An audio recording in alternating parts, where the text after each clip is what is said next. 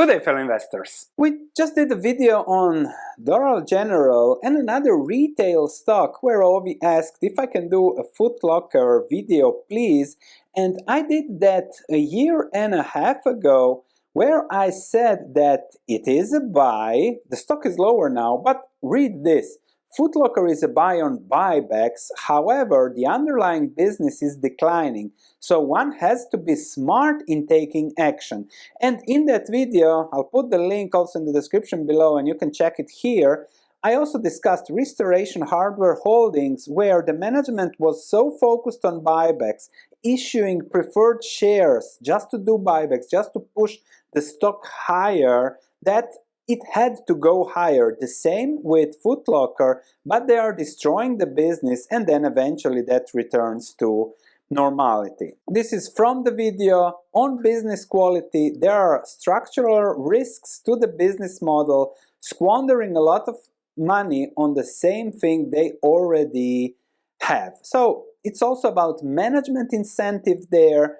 And if we take a look at the stock, I made the video on buybacks somewhere in March 2022, so I was correct on that and the stock ended up 45–50% in the next year, only to crash 60% since then. So once the dividend got cut, the buybacks, there were no more money for buybacks, the whole house of cards collapsed.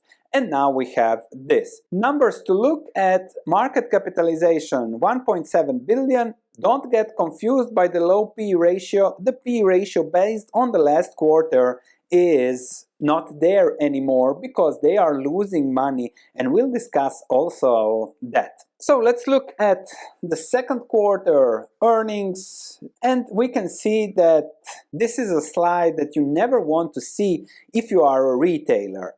Sales down 10%, 9.4%. Gross margin down. Inventories up 11%. That is huge. That means that you completely missed the buy-in for the season. Everything is down. Costs are up on inflation and you lost money. Then you can try to turn it around just to look at it like a positive, but this is financial engineering.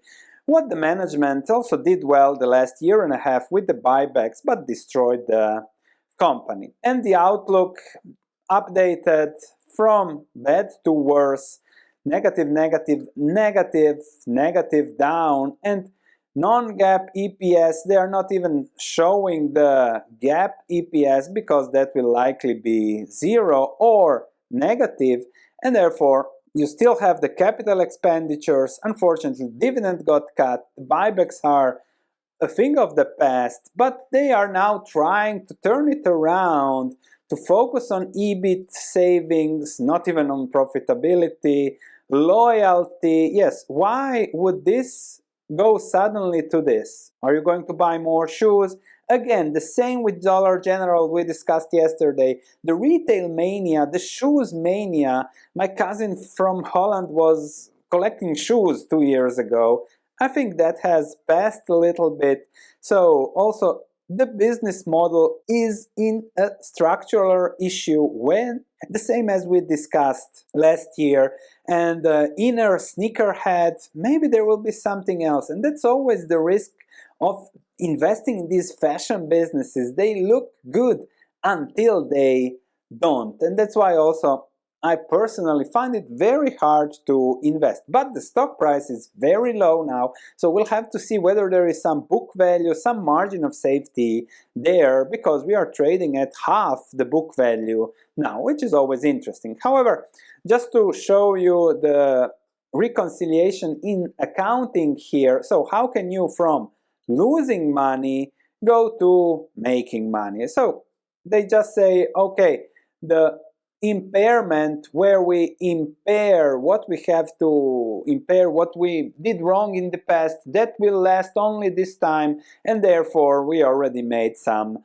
money. If you don't account for this, they say one-off things, but they impaired 14 million. They have I think 700 million of goodwill to impair. We'll discuss that looking at the balance sheet. So yes, everything looks much nicer when you don't account for important things. A loss becomes profitable. Let's take a look at the financial statements. So the growth is gone, less sales, everything is going down, gross profits are going down from 42% to 30%, competition, internet, you buy your sneakers online, you don't want to go to the shops, less footfall, less purchasing power. That is how it goes. Then if we look at net income, it goes from making a lot of money to making really nothing, even if this was skewed by gains of sales and some kind of investments. Let's take a look at the balance sheet. Cash is going down. They will soon need financing if they continue like this, which can then dilute shareholders. Even if you're thinking you're buying value, if there is an issue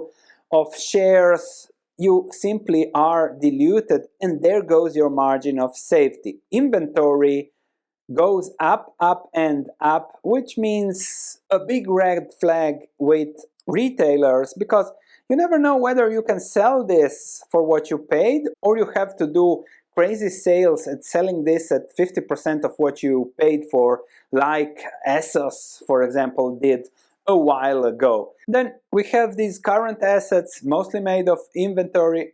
Okay, but again, risky. If you can't sell it, then you have to sell it at a discount, wholesale to somebody else. Then we have gross property, plant and equipment. Here they include the leases, so that's 2 billion. 3 billion is what they invested in the stores. I don't think they own the stores.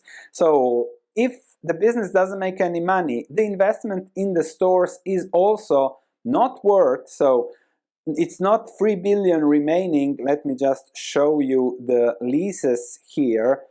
Capital leases, so 5 billion minus 2, it's 3 billion in gross property, plant and equipment. But if that is all invested in stores, it's not owned properties because everything is leased. Or let me know in the comments if they own 2 billion in real estate.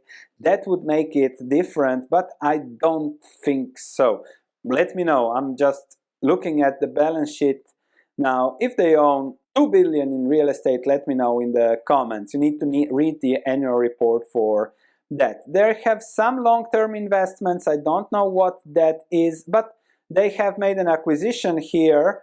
I remember also they were squandering money on something worse when I analyzed it. And this is goodwill. This is what they have to impair. So there is still 774 million of impairments to do and other intangibles. So that's 1 billion and something. Plus, let's say that the gross property, plant and equipment is worth half of what they have it here. 3 billion plus 2 is 5. That's half of the 3 billion. So that's 1.5 billion down. 1.5 down. That's 3 billion in questionable values. And if I compare that to the equity, there is no margin of safety unless they own 2 billion in retail real estate around the states, bought over the last 20 years, and now not even at fair book value but at historical purchasing values. But I find that very, very unlikely. Let me know if you are wrong.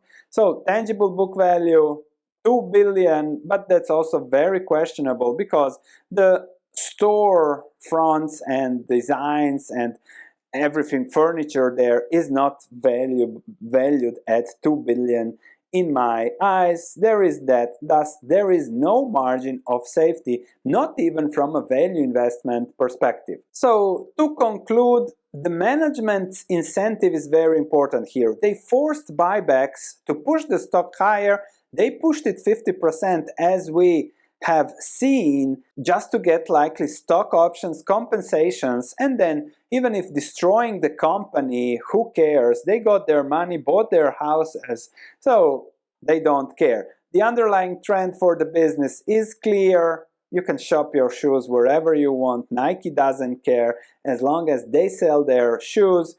Questionable book value, but possible if they have 2 billion or more in real estate.